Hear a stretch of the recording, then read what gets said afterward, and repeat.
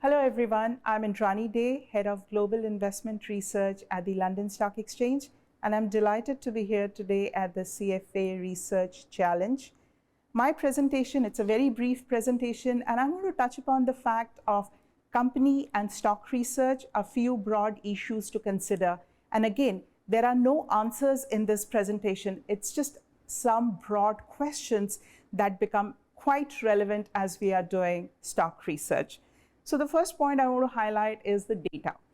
We use a lot of data in our research, but not all data is equal. And we need to be very clear on what are the sources of the data, at what frequency is that data getting reported, what is the integrity of that data, and if you're utilizing data from multiple sources, how comparable are they? Are we doing an apple-to-apple comparison?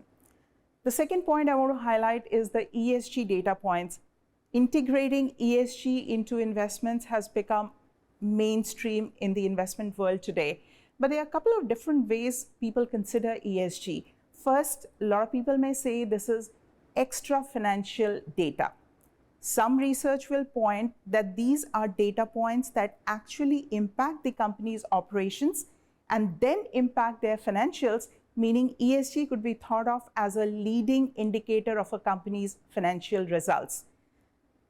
Couple of other issues. Are you utilizing ESG for regulatory purposes, or are you utilizing it to reduce your risk or increase your return, meaning improving your risk-adjusted return? Some questions out there. The third is considering the macroeconomic backdrop for stock research. And this has become particularly important since the last financial crisis around 2007, 2008. A lot of research shows that the macro factors are becoming a bigger proportion of a company's total return and risk profile.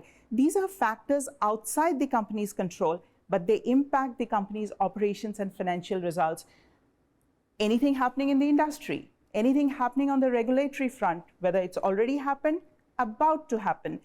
Then capital flows. Financial markets are very integrated. How is capital flowing across asset classes, across geographic markets? It'll impact the valuation and stock results.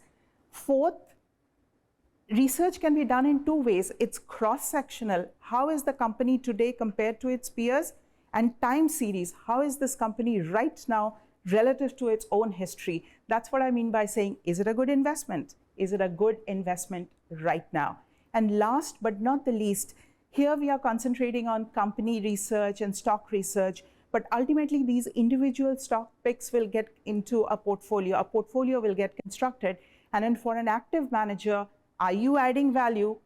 That question gets answered by how is your portfolio relative to how is the benchmark, which is why, while it's critical to know every stock pick, everything that's going into your portfolio, I would argue it's equally important to know what's there in the index or the benchmark that you are being measured against. So again, none of these were answers. These were just a couple of questions that I thought might be relevant. The last slide will just show the disclaimers, very important in the investment industry. So thank you again.